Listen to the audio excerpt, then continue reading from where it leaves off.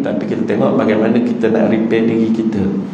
Setiap orang dia ada masalah jiwa dia masing-masing. Ya, ada orang dia taat bab solat, dia taat bab puasa, tapi buat baik pada isteri dia kurang. Ada orang dia taat pada Allah, sembahyang bagus, puasa bagus, taat pada suami dia lemah. Ada orang bab cari rezeki dia bagus, ya, bab sembahyang dia lemah, bab nak tackle perempuan dia suka. Ni kelemahan dia, dia kena tackle kelemahan dia tu. Kena atasi masalah kelemahan dia tu. Ada orang tackle perempuan tak minat, sembahyang bolehlah, duit masuk tak kira halal tak kira haram, ini dia kebut pun ada. Masing-masing dengan kejahatan masing-masing, masing-masing tahu keaiban diri masing-masing. Tuan-tuan ya, pernah di antara pengalaman kami menguruskan jenazah, antaranya kami tak benarkan, pihak hospital tak benarkan dibuka muka wajah si mati, supaya dan begitu juga waris tak dibenarkan tengok, tak dibenarkan buka. Sebab muka dia dah pecah, dah kena debit, dah kena hentak macam-macam benda. Rupanya dia adalah informer kepada polis bagi kes dadah di Kelantan. Jangan kita nampak bahawa muka dia teruk tu bahawa kehidupan dia sebelum tu teruk. Bukan begitu. Kematian boleh datang berbagai rupa, tetapi bagaimana dia kematian dia itu dah dihapuskan dosa oleh Allah Subhanahu Wa Taala tanpa jejak, serah pada Allah. Tetapi ada juga petanda-petanda kematian yang buruk dengan maksiat. Ya, antaranya sahabat kami Ustaz Mano pernah menceritakan dia datang ke unit forensik untuk menguruskan jenazah, yakni jenazah yang biasa, yang dioperate, pembedahan jantung dan sebagainya, meninggal dunia. Ada juga kes-kes yang macam mati kerana kencing manis, stroke dan sebagainya. Lalu pada hari yang dia tiba, dia sampai di unit forensik. Tiba-tiba, kenapa bau busuk sangat ni? Dia tanya kepada jabatan forensik tu. Biasa je Ustaz, tak ada mayat rumput pun, tapi kenapa saya bau ni? Ustaz, biar betul, sungguh. Baru kita ingat, dapat berita malam tadi ada kematian seorang perempuan, yang mana perempuan itu banyak kali, acap kali dia lihat bersama dengan lelaki lain, sedangkan dia ada suaminya sendiri. Ya, wah, cerita ni Allahu Akbar. Ya, dan dia mati di rumah lelaki lain tu dalam keadaan telah mereput, ditinggalkan oleh lelaki tu macam tu terus. Mati-mati dibunuh oleh lelaki tu ke, Wallahualam, tak tahulah keadaannya. Baik, mayat dia belum sampai ke hospital, tetapi bau dia dah sampai dulu. Isyarat Allah Ta'ala hantar. Betul ya tuan-tuan? Sebenarnya apa yang kita belajar, kita amalkan, kita ikhlas pada Allah, kita minta Allah Ta'ala maintain istiqamah dalam diri kita untuk kita terus berkekalan sampai kita meninggal dunia. Sejarah hitam kehidupan kita masing-masing kita tahu masing-masing. Taubat, sungguh-sungguh taubat, penuhi syarat-syarat taubat dan syarat kesempurnaan taubat. Syarat kesempurnaan taubat adalah tinggalkan mereka-mereka yang ada hubungan kontak dengan kita untuk melakukan semula maksiat tersebut. Tinggalkan blok. Itu syarat dia, baru sempurna taubat tu. Gitu ya tuan-tuan. Satu kisah yang menarik yang lain. Wanita ni daripada Hospital Kuala Lumpur dihantar ke Kelang. Dia selalu didera oleh suaminya, seorang penagih dadah. Tumbuk, sepak, terajang, pijak perut. Akhir umur dia dalam keadaan dia sarat mengandung. Baby selamat, dapat diselamatkan, tapi dia inna lillahi wa inna ilaihi raji'un. Solat dia jaga, dia orang sabar. Puasa dia jaga. Keaiban suami dia tak pernah cerita pun pada sesiapa. Sehinggalah pihak forensik beritahu, Ustaz, kes ni adalah penderaan daripada suami dia, seorang penagih dadah. Barulah kami tahu. Itu kan. Saat masa dia hidup, adik-beradik datang, belum, kenapa kamu ni mata macam lepam? Aku terjatuh lah, kena tombol pintu, macam contohnya. Dia tak cerita suami dia yang lebih. Kan? Kenapa tangan tu patah tu, licin dekat dapur, pak jatuh patah simen. Wahai suami yang berkhianat.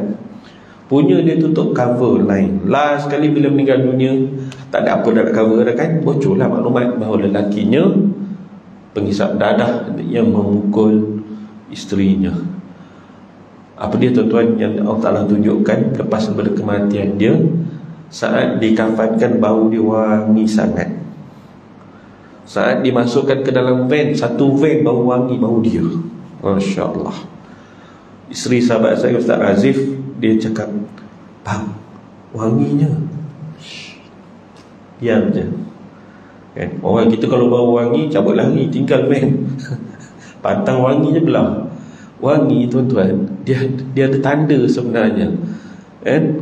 Wangi orang datang ke masjid surau sebab bau wangi-wangi kan? Wangi kalau kita di dalam hutan, kerana ada butil daripada pelanduk tu, gugur, namanya kasturi kan? Kalau wangi yang kita usung tu berbau wangi, atau yang dalam van tu berbau wangi, maknanya tanda alamat yang baik bagi si mati. Tu dia kan? Kisah dia tuan-tuan ya. Allahu Akbar. Jadi kita tengok daripada ilmu-ilmu kita ni yang Tok Guru kita ajar kita ni, Syekh Abdullah pada ni Syekh Abdul Samad Al-Falimani ni, untuk kita follow dan kita amalkan insya-Allah sebaik-baik mungkin. Gitu ya. Baik. Jadi supaya kita takut pada Allah Ta'ala dan menambahkan penglihatan hati terhadap keaiban diri kita sendiri, dan menambahkan pengetahuanmu dengan beribadah kepada Tuhan Azza wa Jalla, dan yang mengurangkan kegemaranmu kepada dunia dan menambahkan kegemaranmu kepada akhirat. Dulu kita gemar ronda sana, ronda sini, ride sana, ride sini, sudah-sudahlah. Tapi kali ini kita ubah, kita ride juga, tapi kita ride kerana menuntut ilmu. Kita ride pergi ziarah makam alim ulama. Ride, memang ride. Dulu ride pergi mengetik gitu je, pergi mengetik, pergi kedai sana, pergi kedai sini, mana-mana viral kita pergi, kerana memuaskan temolok nafsu makan.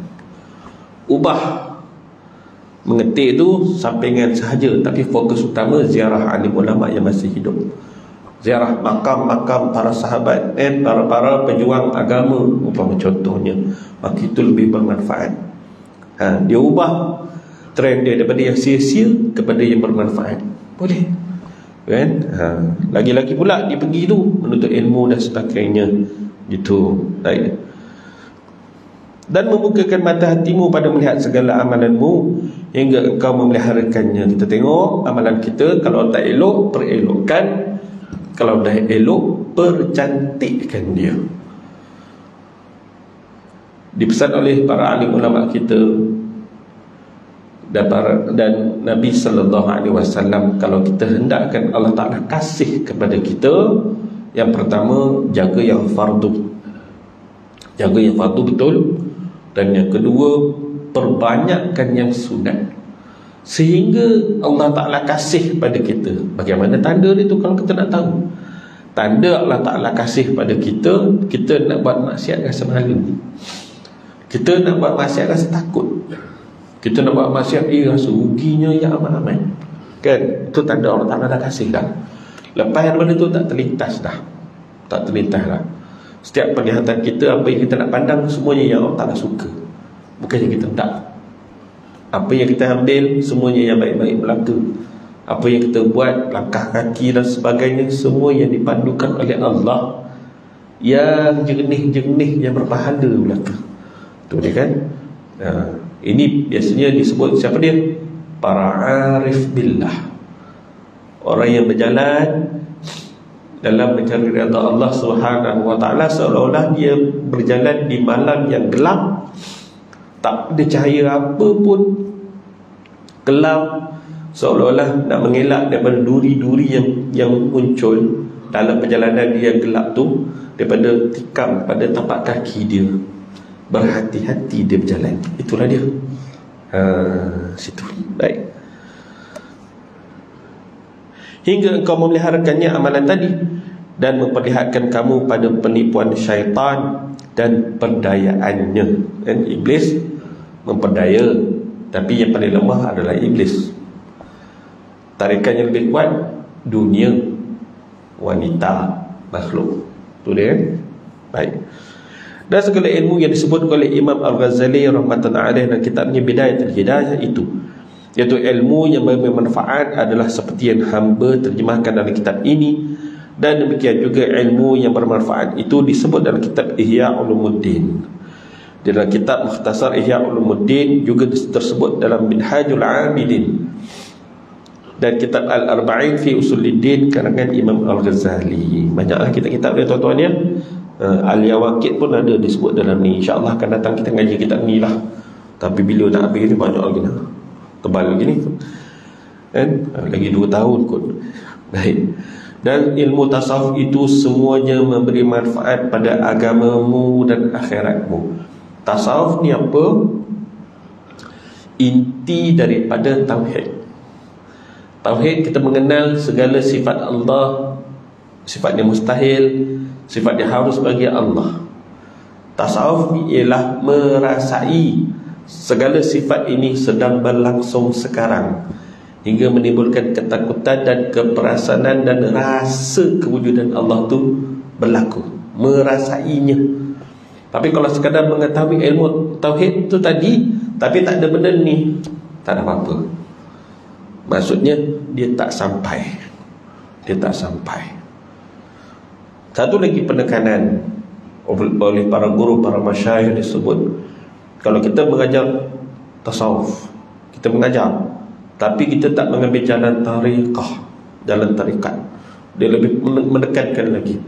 Seolah-olah burung yang terbang sebelah sayap, bila-bila dia boleh jatuh, bila-bila dia boleh jatuh. Dia kena lalu jalan tariqah. Supaya apa? Dia dapat jaga diri dia tu betul-betul, dia dapat maintain. Dia maintain. Dia dapat maintain diri dia pun tak apalah. Bagaimana dia nak sampai kepada orang lain kalau dia tak boleh bawa diri dia? Itu maksud dia. Itu dia. Maknanya dia lebih penekanan lagi kepada orang yang namanya guru. Itu kan? Ta'lim. Baik.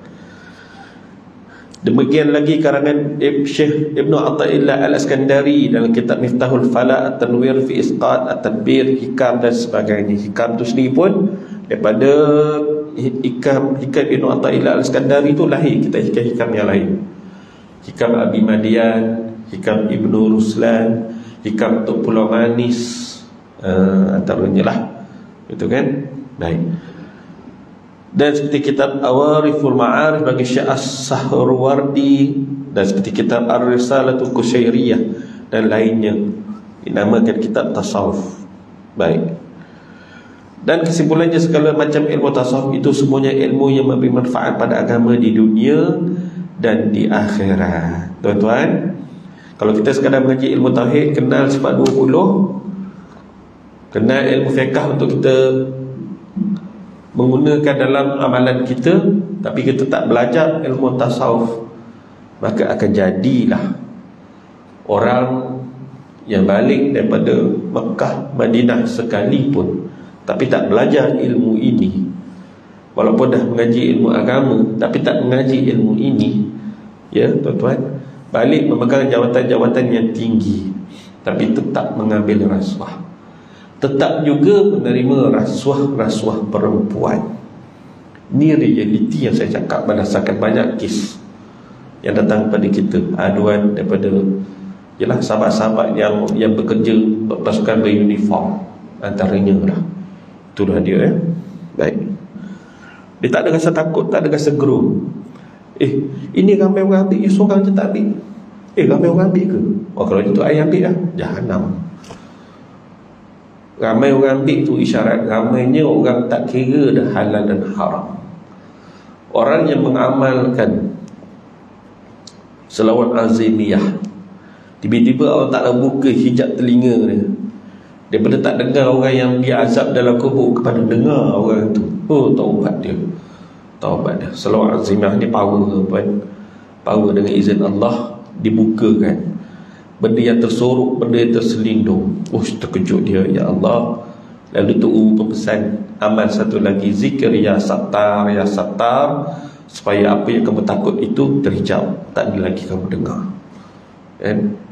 Wahabi tak suka ni selawat-selawat pelik-pelik ni. Walhal ianya bersanad, semua salawat ini bersanad sampai kepada Sayyidina Abu Bakar As-Siddiq. Itu dia, ya. Baik. Dan kesimpulannya, segala ilmu tasawuf itu semuanya ilmu yang memberi manfaat pada agama di dunia dan akhirat.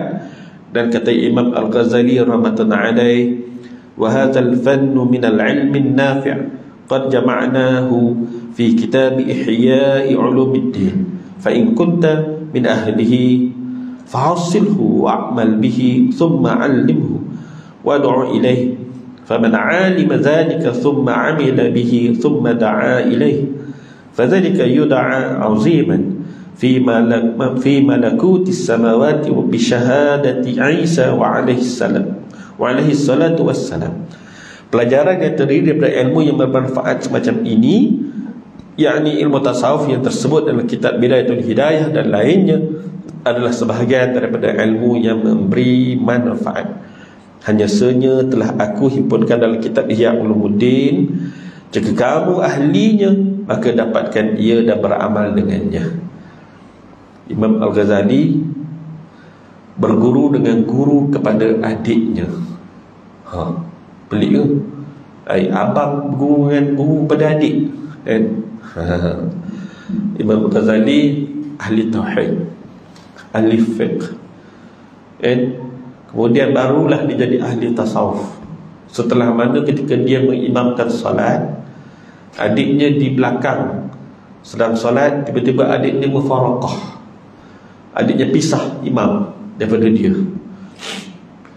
Dia terperanjat, dia nampak adik dia keluar, kan, sembahyang sendiri ke, berasingan ke, atau nampak kelakuan adiknya itu tak mengikut rakaat dia. Begitu. Terus spontan macam tu saja. Lalu dia pun mengadu kepada mak, balik-balik mengadu pada mak, kenapa adik malu ke saya? Dia mufaraqah tak ikut saya masa sembahyang jemaah tu. Lalu ditanya pada mak, beritahu pada mak, mak pun panggillah si adik. Lalu adiknya beritahu bagaimana aku nak sembahyang pada berimamkan abang aku sendiri, mak. Belakang dia penuh darah, belakang Imam Al-Ghazali penuh darah. Bukannya ada luka, tak. Rupanya ketika Imam Al-Ghazali sedang mengimamkan solat itu, dia sedang memikirkan ilmu fiqh tentang fiqh darah wanita, sampai dilihatkan hijab oleh, yang hijab tu dibuka oleh Allah Ta'ala. Adiknya melihat benda yang sedang difikirkan oleh si abang. Allahu Akbar. Tu dia, Lalu ditanya, siapakah guru kamu wahai adikku? Guruku adalah seorang muallim, seorang yang alim, seorang yang lagi sufi. Pekerjaannya hanyalah seorang tukang kasut. Dia orang alim, ahli sufi, pekerjaannya tukang kasut. Namanya Abu Ali Farmadi, Syekh Abu Ali Farmadi. Kemudian Imam Al-Ghazali berguru dengan dia. Barulah Imam Al-Ghazali dia bawa tasawuf dan mengarang kitab yang paling popular, Ihya Ulumuddin. Inilah dia, tuan-tuan, ya. Baik. Kemudian ajarkannya dan serukan mana-mana orang kepadanya untuk mengajinya dan mengamalkannya. Tuan-tuan, kita dah belajar ni sikit sebanyak. Mana yang dapat ajar, mana yang dapat pesan. Paling dekat anak isteri kita lah, gitu lah, kan. Yang demikian itu dan mengamalkannya, kemudian mengajarkannya dan menyeru orang kepadanya. Percaya yang demikian itu dinamakan orang yang besar martabatnya dan dipanggil oleh para malaikat di dalam malakut petala langit dengan disaksikan oleh Nabi Isa alaihi salatu wassalam. Ya, itu dia. Baik. Cepatnya masa.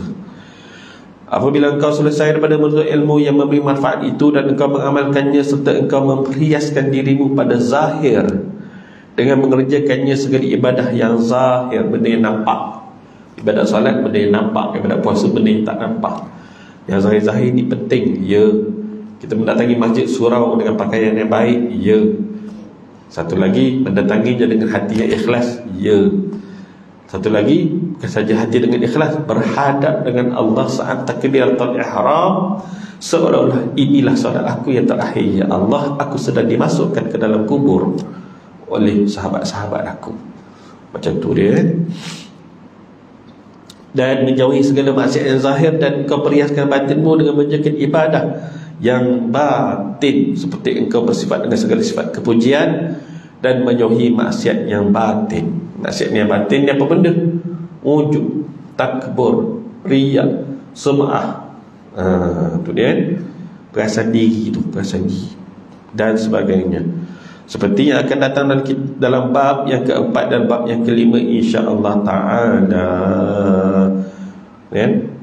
Baik tuan-tuan, nak memperhiaskan yang zahir, nak mencantikkan ibadah zahir, kena hilangkan maksiat zahir. Apa dia maksiat zahir? Tengok perempuan, maksiat zahir. Tengok perempuan, tengok TV, perempuan yang berberita tu tak tutup aurat, free hair, itu pun dah habis dah. Tuan-tuan, Sultan wa Awliya Syekh Abdul Qadir Jailani qaddasallahu sirrah, saat majlis suluk tu berhimpun anak murid ni semua dalam kelambu masing-masing tu, berzikir puluhan ribu seorang-seorang tu satu hari, genap 3 hari lapu, genap 3 hari lapu. Bila ada wirid, ada warid petunjuk yang Allah Ta'ala hantar, kan? Dalam imajinasi dia akan ditutup benda-benda yang lain, malaikat semua yang Allah Ta'ala susun elok-elok. Bila adanya anak murid yang masa ketika berwirid tetapi dia lalai, dia tak ingat pada apa yang diwirid tu, dia lalai, dia cuai, mikir benda lain, ditunjukkan hijab dibuka oleh Allah Ta'ala kepada pandangan Syekh Abdul Qadir Jailani bahawa muridnya itu yang sedang lalai itu dihurung oleh iblis. Hurung macam lalat hurung najis punya macam tu, Masya Allah. Itu sedang zikir tu. Apatah lagi orang yang tak zikir, tuan-tuan. Suatu kata untuk guru, zikirlah walaupun lalai, daripada langsung lalai daripada berzikir. Kemudian naik peringkat daripada saat kita berzikir masih lalai, satu ketika nanti dia akan naik pada satu tahap zikir dan berhadap hatinya dengan Allah. Situ dia, ya. Kan? Kita bawa kereta, kita bawa motor, kan? Sebutlah subhanallah, subhanallah, subhanallah, subhanallah, kan? Terasa nak belagak dengan kereta yang kita ada. Contohnya lah, beli kereta baru, kereta yang power sikit ke, kan? Terasa nak belagak, sebut subhanallah, subhanallah, hilang terus, tuan-tuan. Subhanallah tu, kita berhadap hati dengan Allah tu, terus automatik hilang terus, padam terus. Situ ya, banyaklah. Allahu Akbar. Baik. Jika waktumu masih terluang, setelah mengerjakan yang demikian itu, kita menuntut ilmu antara waktu duha sampailah ke tengah hari, contoh, atau pada sejam, 2 jam, itu kan. Setengah-setengah pondok tu ada kuliah isyak, lepas tu kuliah duha, lepas tu waktu rehat. Waktu rehat ni lah yang biasanya tu guru tidur sekejap, sejam ataupun setengah jam. Malam dia tidur 2 jam je, pukul 12 ataupun 3 jam je, pukul 12, 1, pukul 2, pukul 3, pukul 3.30 dia dah jaga dah, 3.30 sampailah subuh. Tutup guru pada zaman kita. Zaman Imam Al-Ghazali ni, tuan-tuan, isyak sampai subuh tak tidur rupanya. Sebab malam lah waktu dia nak fokus ibadah, bersedap-sedap dengan Allah Subhanahu wa ta'ala. Sebab tu adanya qailulah, tidur sebentar sebelum zuhur, kan? Untuk apa? Memudahkan untuk menjaga malam. Tu punya. Kalau buat kajian sains jumpa benda tu. Tu dia. Tinggal berapa minit lagi? 1 minit lagi. Baik. Jika waktumu masa terluang setelah mengerjakan yang demikian, maka tiada mengapa engkau menyibukkan dengan menuntut ilmu fiqh, supaya dengannya engkau mengetahui masalah yang nadir yang jarang-jarang berlaku, kan? Diamalkan pada ibadah, dan supaya engkau mengetahui jalan pertengahan antara manusia yang berbantah-bantah pada ketika mereka berhadap-hadapan menurut keinginan masing-masing. Zaman kita inilah banyak orang bantah-membantah. Macam mana kita nak fleksibel sikit, jangan masuk kumpulan-kumpulan ekstrim ni. Gitu deh, tuan-tuan ya. InsyaAllah ada sahabat kita minta doa selamat masa kita zikir wirid lepas isyak. Nanti kita sambung dengan doa selamat nak mengerjakan umrah. Moga-moga dapat umrah yang mabrurah, makbulah insya-Allah. Allahumma amin.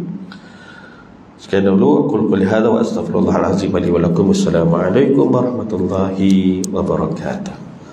Bismillahirrahmanirrahim. Allahumma faqqihna fid din وافتح لنا فتوح العارفين واجعل أعمالنا خالصة لوجهك الكريم. اللهم ارزقنا فهم النبيين وحرز المرسلين وإلهام الملائكة المقربين برحمتك يا أرحم الراحمين. وصلى الله على سيدنا محمد وعلى آله وصحبه بارك وسلم. الحمد لله رب العالمين. تقبل الله منا ومنكم.